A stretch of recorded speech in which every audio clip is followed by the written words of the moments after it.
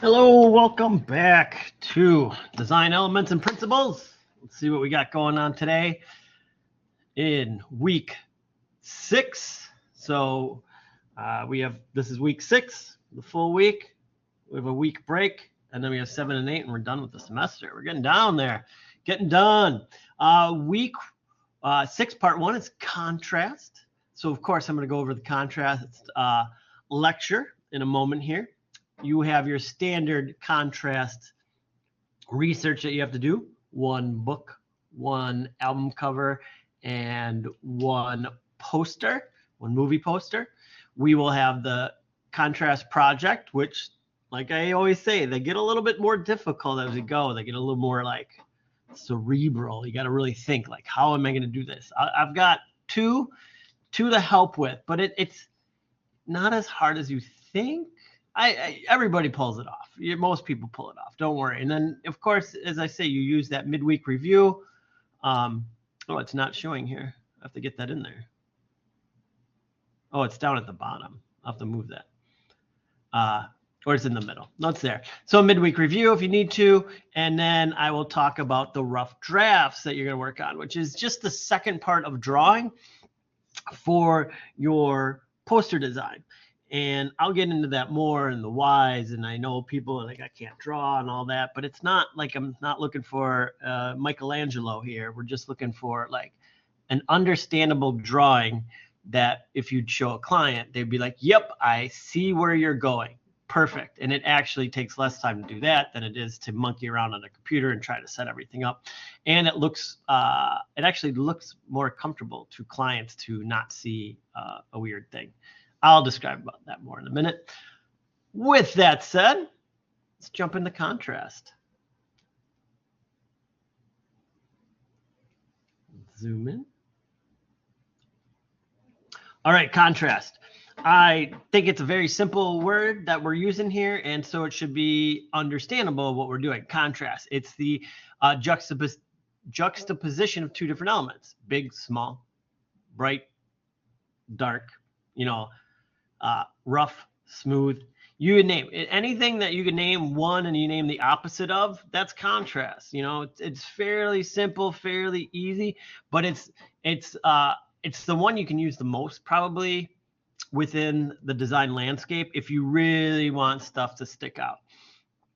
If you have something that you want noticed, you make it as big as possible and everything else small. Like that's kind of like the simple down the earth, like simplest way to say it. But you can use, as I just ran through, there's contrast in everything. And so this is not to say it, but this will be, it's fairly quick because I'm just going to name things and like you just think, what are the contrasts and colors? How do we work with that? Or, I say colors because that's the first one. So we have a contrast in colors. This is the complementary colors. So go back to that color wheel that we talked about a few weeks ago, and you look at that, and it's opposite colors. Complementary means opposite on the color wheel, which is, to me, still confusing after 30-some years. They complement each other, but they're opposites. So like yellow is purple, blue is orange, red is green, and so on and so on. Those are the contrasting colors. So if you have like yellow background, you put purple type on it, it's supposed to be good, but even black would be better on the yellow background. You want high color contrast. So it doesn't always work best with complementary colors, but that's like almost like the starting place. And then you work from there. Like I would say like teal and purple, like really like teal and purple, like you just have to play around. And there's so many ways to play around. I believe I've told you guys about this, and I'm going to show you now if I didn't show you in the past. It's Adobe Color. So I just Google searched Adobe Color, and you get this color palette generator. No, I don't want Express. Man, they're pushing this Express. So you can click on any of these, and they're fun to look at. You can make your own exact themes and gradients, or you can like themes. Sometimes it's nice. You hit trends, and it will pick all of these like color palettes for you. Like what's trending now? Like what's kind of cool? I don't know who picks the trending, but like right now, oh, in fashion, it's that. In graphic design, it might be these colors. But you can look at that and be like, you know what? I like that color palette system. I'm going to use that on my poster that I'm designing. You know what I'm saying? Like hint, hint, hint. So this will help you with that. So jumped around, but it's just Google search Adobe Color, play around, look at those, and you can use those within your designs to help develop correct colors, and then you can have nice color contrast that it works to help offset things that you need. Value contrast is, we're just talking about black to white, you know, contrast, color, value. The value of that color is how saturated is that color to how white is that color, tints, tones, and shades, as we talk about with color. So if I'm wearing a dark red shirt right now, the value contrast would be a pink shirt. You know, still the same color, but we're just dealing with how much we change the tint and tone of that color throughout. So that's the value of the value of that contrast. So size, easy peasy, big and small. You know, can't go on too long about this one. It's size contrast. You want people to notice something, it's the biggest thing on the page. You don't want people to notice something, you make it smallest thing on the page. Back in the day, because it's changed, and when I did a lot of stuff for contests and sweepstakes and you know, ways to win items, and we had so many laws and rules about the legal lines that needed to be on such posters, and there was specifics, and we knew you kind of had to memorize after a while. We did it so much. Is like 6-point type is like, we knew, I think you could go further. I think you go like 5.5 or something like that. It's very small text, but it was the tiniest thing we wanted on there because we didn't want people to see it, because it was the rules, and they're on there, but it's tiny. We want people to get excited about the competition or the sweepstakes or the drawing, and not quote unquote worry about the legal. The legal had to be on there. It's for everybody's sake, but it was so small that, you know, people wouldn't read it, and that was done on purpose, you know. Shape contrast, distinct shapes. Yeah, no, you're running geometric versus organic. If you have, you know, we go back to not doing a lot of drawing today, am I? You go back to the idea of this shape that we all used to love, and then it'd be 25% off, you know, like, and that would be in the starburst, and that starburst would generally be in great contrast to everything else that was going on that page, and so it stuck out.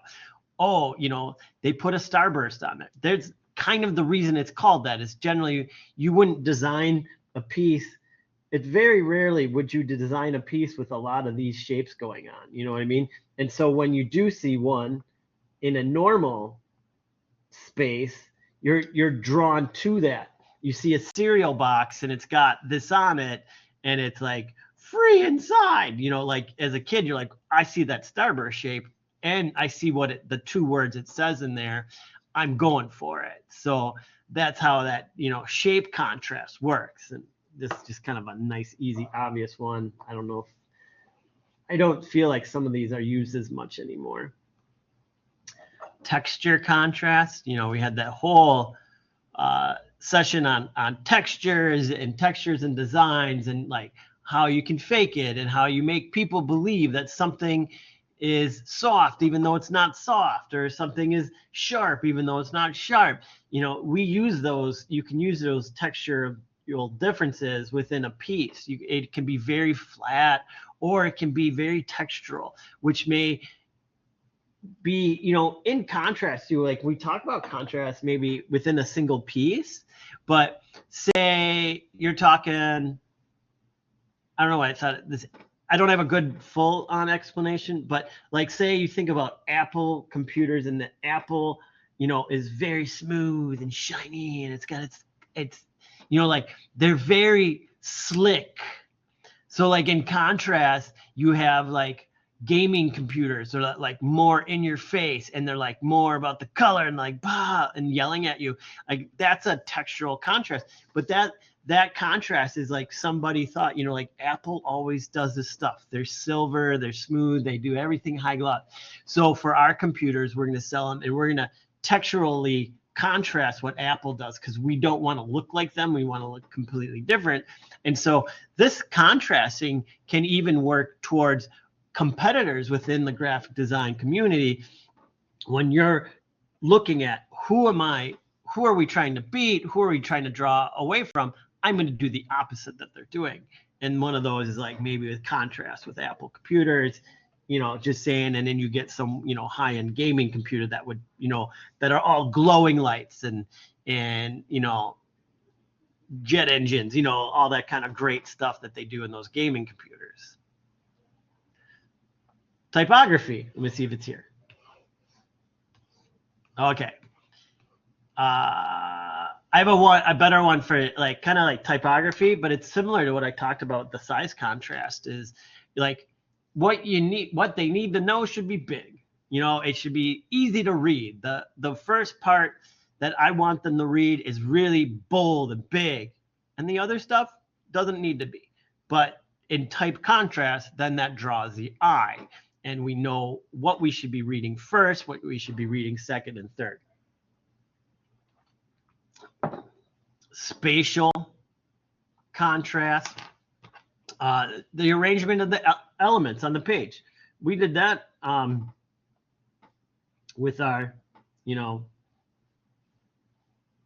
if I have very few things over here, and it slowly gets busier and busier and busier and busier and busier and busier and busier and busier, you know, like that spatial contrast is like leads us over here. Here it's busy. Here it's not busy. Here I can have information. Here it's like entertainment. And so we can change that spatial contrast and be like, oh, the stuff in the open area is what I want to see. Or maybe the stuff in the busy area is what I want to see. But as we break things out, we move elements around and place them close together or further apart on purpose to create spatial contrast within the design. Temperature contrast, warm colors versus cool colors. So like there's just another way you could keep this going on and on and on. But temperature contrast is cool versus warm. Do we have that piece here?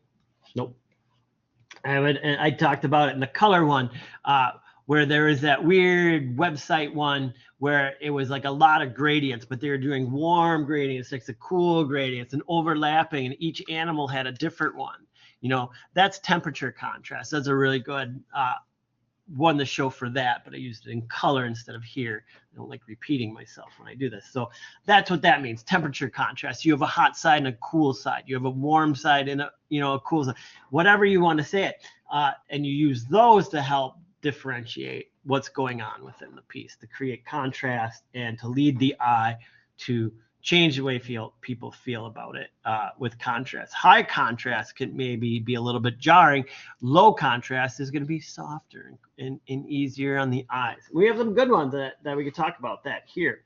I bring this one up, the record changer. I love this one because it isn't full on. It's almost pure black and white, right? We have white and we have black. But then we went with this like 75% gray in here. So it's more toward black than it is white, but it adds some differences in here. So it's still extremely high contrast that it's, you know, quote unquote, one step away from only being black and white, but we're still able to add a third color in there.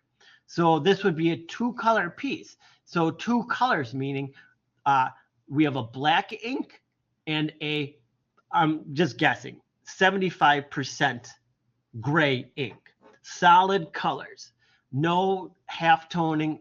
It's all pure. So like the gray isn't made up of the black. The gray is its own color. So it's be called a 2-color print process.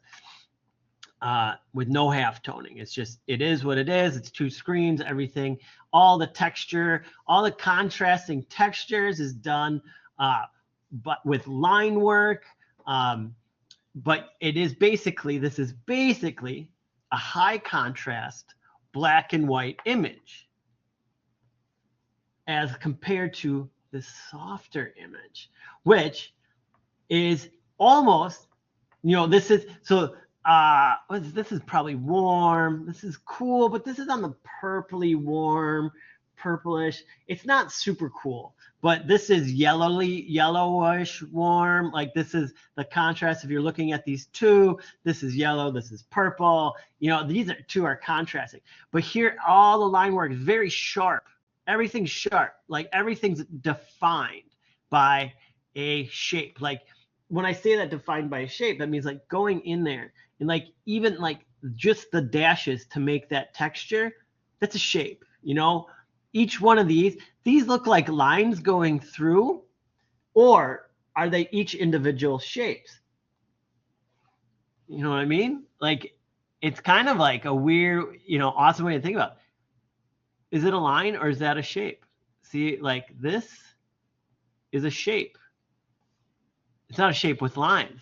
So it just depends on the way you think about it. So when we're looking at, this is all lines and shapes, and we have this one over here, which is white to black contrast, but this is all really soft. The contrast is still there. We have a full background that is blurred out, right? And then on top of it, high contrast. Low contrast in the background, which makes it easier to read the high contrast in the foreground.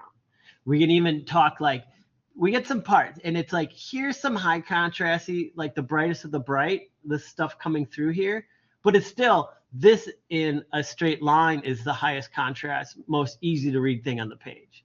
And then below that, then this is the blackest black. There may be a sampling down here, but this is the darkest dark. So the contrast is separated out by area as well. We have text down here. They purposely put the text to create high contrast. They put it down here in a darker area. It's not pure dark, but it's darker. So they really did look at this when playing around, and they have fuse 3 times, but in the background, full background, it's the lightest, it's the blurriest. And then we have another one to emphasize the name, and then the final one here. And it's a lot of playing around with different styles and different types of contrast throughout the piece. This piece, full on 100%, similar to this piece, but we took out the 80% gray. This is what I would call pure black and white. There's no half toning. Any of the shading is done with straight lines, done like this by an illustrator. So like they made those, that's how they shaded. So there's not the halftone, old halftone, pure black with the color of the paper, which was yellow. Our biggest contrasting with text is right here. This is what we need to read. Everything else is smaller and even smaller. So we go, there's the contrast with typography. We know what to read first. We kind of know second, third. I go to this and then I go here. So, and then we have a nice illustration, and it's got some, funkiness to it that our hearts beat louder, and it's a heart. I really hate this swirl here. That's not needed. Or it should have been up here. But overall, this is, that super high contrast image. Oh, man. And it can, as I said, it can be done in many different ways. We'll get down to this color piece here. Again, super high contrast, running the gamut, doing a little bit of everything, but they do it in a really great way. And it's not like it's one or the other. They do a beautiful juxtaposition here of the text with the backgrounds, but still keeping color happening throughout. And the Panther still has color in it, but not as much color as the background. So there's that high contrast edge. They really kept this high contrast edge. Then I love this reversal where this comes out, where that it's almost like whatever was happening in the background, they cut it out of the Panther here so we can see through it and we see what's happening behind it. Pretty cool effect right there. We look at this and we have the colored eyes. The colored eyes are coming through the symbol up on the forehead. So we have this triangle perfect 3 of color here in here. That is a triangle here as well. You see that going on. Cool things that happen in design. Here's the triangle. Here's the triangle. We have that juxtaposition here. We have, this is pulling colors from around here. This is this color. So lots of contrast with the colors. We, even here, most of the stuff, not all the stuff within the Panther is all cool on black. And then everything else is much brighter and warmer colors. And so they're really playing around, checking all the colors, making sure with the high contrast, low contrast, warm versus cool, like all the cool colors here are out on the edge as to not take away from the cool colors happening in the middle. Finally, good old iPod. This is a great one. So the iPod, when it came out, it was revolutionary, not in the fact that it was an MP3 player, because it was not the first MP3 player out there. What made it revolutionary was the color. It was white. And even more impressive was this, the earbuds. The earbuds, which were still corded back then when it came out, were white. Previously, all cords were black. It was just an industry standard. It has to do with manufacturing / it has to do with cost, and it has to do with who is designing the product. So there's many factors in it. But what Apple did is they designed a product and said, instead of the standard black, we are doing white. We want people to see what they're wearing. We want it to show up. And so they emphasize this with these designs here. So it's a 3-color.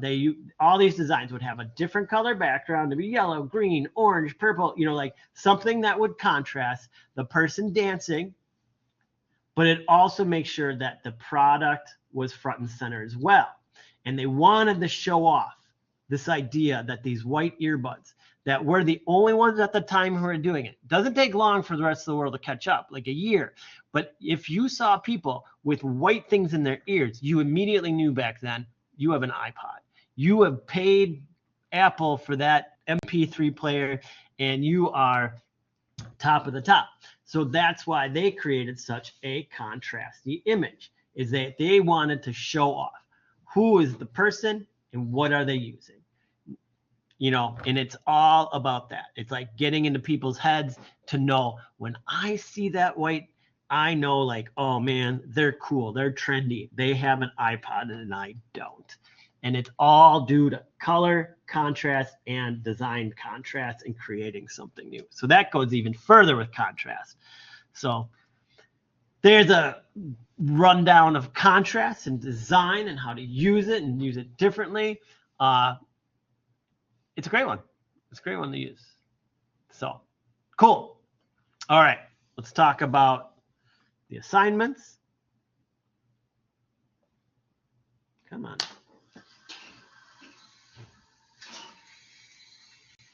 There we go.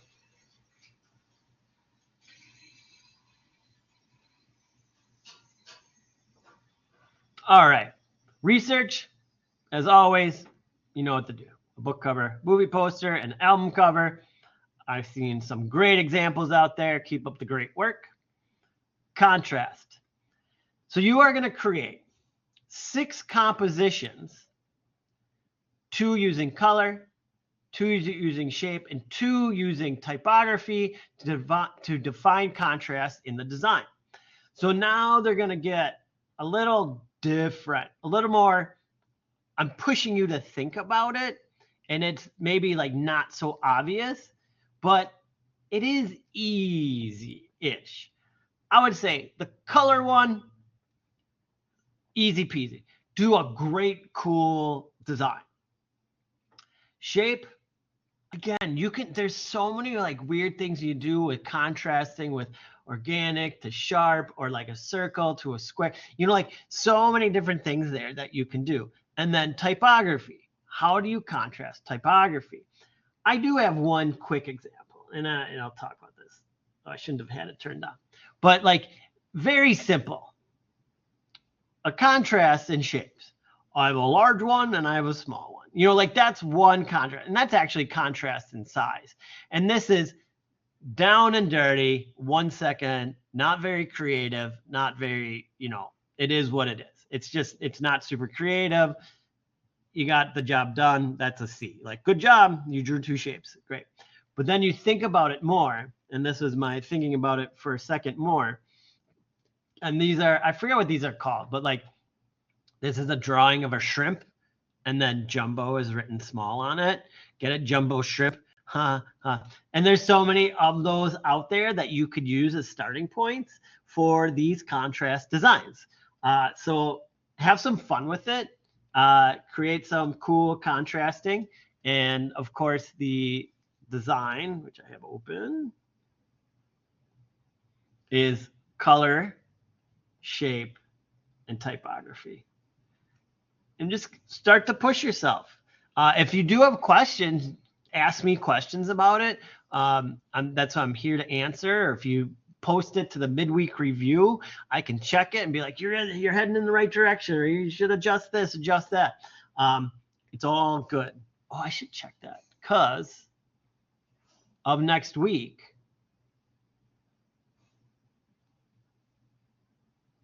Yeah. Hold on 1 second. I just want to double check. I have to adjust those. Oh, I have to adjust these due dates. I will adjust the due dates to the following week because we are off Thanksgiving break. So I will make sure that those are updated.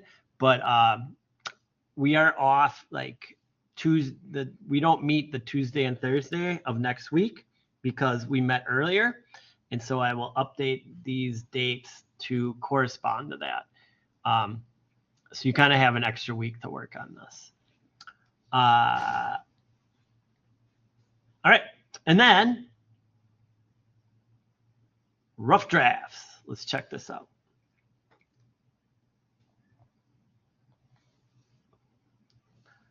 All right. So far in this project, you did the research. You found your festival. And you found all the parts that were needed.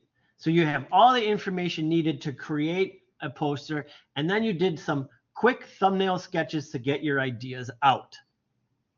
Now, the next phase of this is you're going to pick, or I can narrow it down. A lot of times, though, at this point, what I do is I let you choose the one that you like the most, simply because you're going to be more excited to work on it. You will have plenty of time in your graphic design career to work with clients and have the client pick the one that they like the most, which will be your least favorite one to work on. Happens all the time. It's a little, graphic design joke is like, oh God, yeah, I'm going to give the client 3 options and they're going to pick the worst one.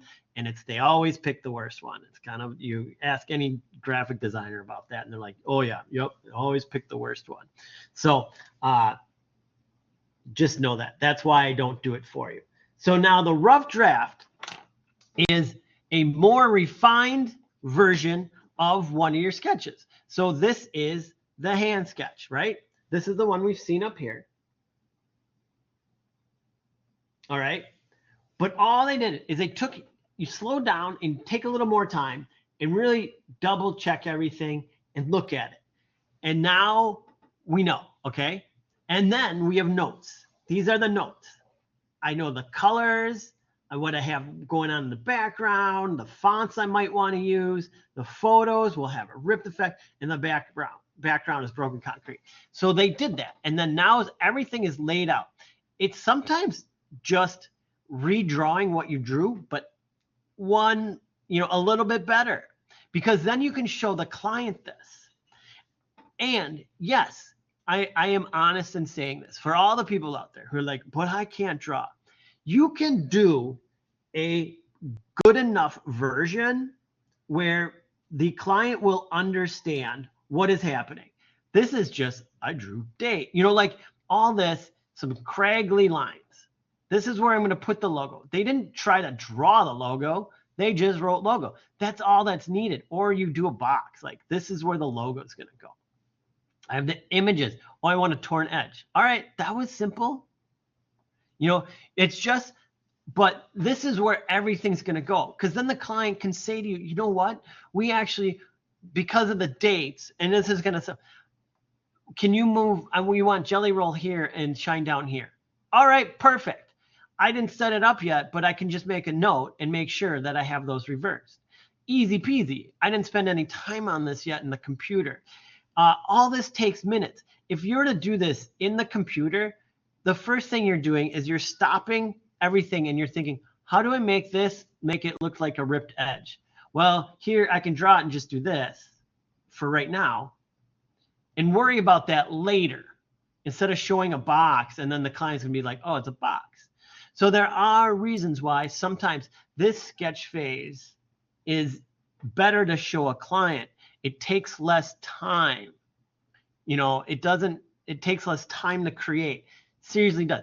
And look, this is just writing summary. You know, like, okay, I get that the summary paragraph's going to go here. I got the stage picture, it's ripped, it's going to go here. That's all we're doing. So don't fret about the drawing doesn't have to be the greatest thing in the world, but it needs to show everything in a nice order. You know, the better you do here, the sooner you get buy off from the client and the sooner you can get to work on the final. If you're in the computer and you show the client like you spent 3 hours making these flames and they're like, you know what, we actually don't like the flames that much. Can you change it from flames to smoke? Oh, well, you know what? It's much easier for me to know that and then be like, okay, we're going to do smoke instead of flames. And I didn't waste hours designing in Illustrator flames. I can now know, okay, I need smoke and I'll do that with an image, done and done. You know what I mean? So that's why we do that. And then we also need to create our notes. So two of your thumbnails will now become a rough sketch. Then what we're going to do with these rough sketches is you will be placing the rough sketch into the Illustrator file that you created for the poster and then placing pieces right on top. And again, that saves you a whole nother step down the road of then, like when you open your Illustrator file, it's much easier to place right on top. You just bring this image in and you can start to trace stuff and place your pieces in instead of being like, okay, where was that exactly? And you're guessing. I guarantee you this is the best way to work. And there's a reason why it's taught like this. So that's what I'm looking to see is 2 rough sketches with notes. So I know exactly by reading it, you know what you want to do. I know what you're going to do as a client, and you can then move on. And then the last 2 weeks, you'll pop out the good old poster.